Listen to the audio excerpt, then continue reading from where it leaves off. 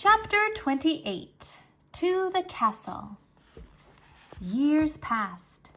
Mig spent them scrubbing the kettle and tending the sheep and cleaning the hut and collecting innumerable, uncountable, extremely painful clouts to the ear.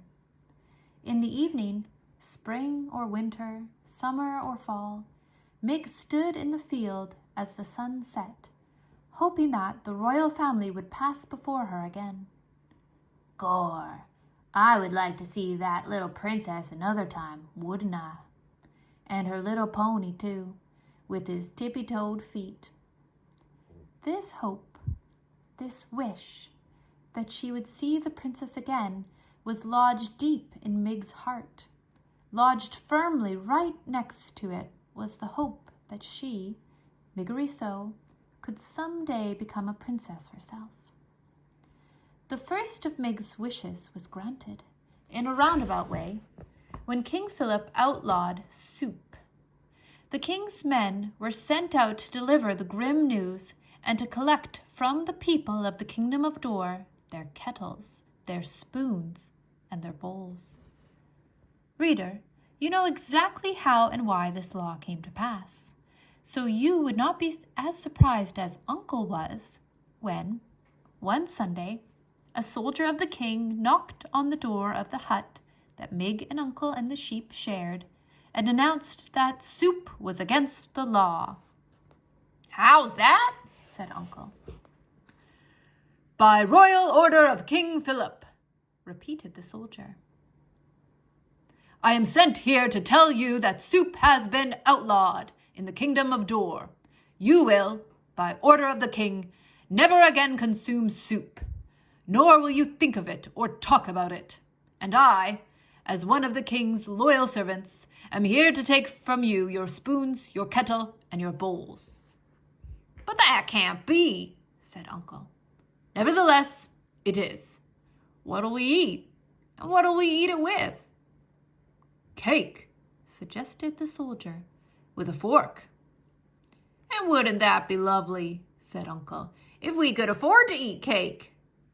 The soldier shrugged. "I am only doing my duty. Please hand over your spoons, your bowls, and your kettle."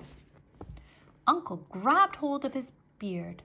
He let go of his beard and grabbed the hair on his head. "Unbelievable!" he shouted. "I suppose next the king will be wanting my sheep and my girl, seeing as those are the only possessions I have left." "Do you own a girl?" said the soldier. "I do," said Uncle.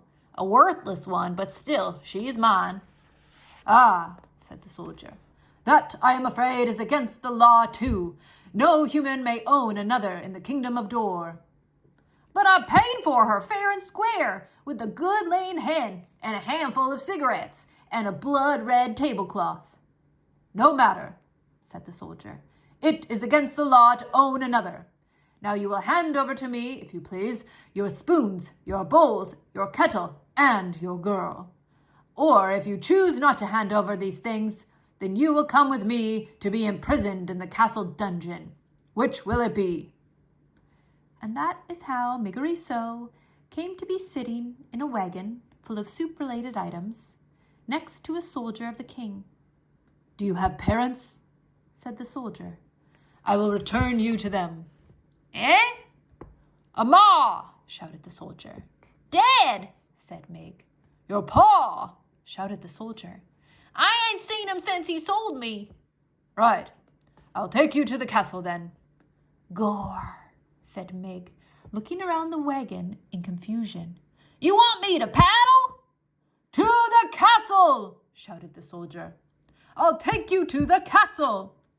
"The castle? Where the itty-bitty princess lives?" "That's right." "Gore," said Mig. "I aim to be a princess too someday." "That's a fine dream," said the soldier. He clucked to the horse and tapped the reins, and they took off. "I'm happy to be going," said Mig, putting a hand up and gently touching one of her cauliflower ears. "Might as well be happy, seeing as it doesn't make a difference to anyone but you if you are or not," said the soldier. "We will take you to the castle, and they will set you up fine. You will no longer be a slave. You will be a paid servant." "Eh?" said Mig. "You will be a servant," shouted the soldier. "Not a slave." "Gore," said Mig, satisfied. "A servant I will be, not a slave." She was 12 years old. Her mother was dead. Her father had sold her. Her uncle, who wasn't her uncle at all, had clouted her until she was almost deaf. And she wanted, more than anything in the world, to be a little princess wearing a golden crown and riding a high-stepping white horse. Reader, do you think that it is a terrible thing to hope when there is really no reason to hope at all? Or is it, as the soldier said about happiness, something that you might just as well do, since, in the end, it really makes no difference to anyone but you?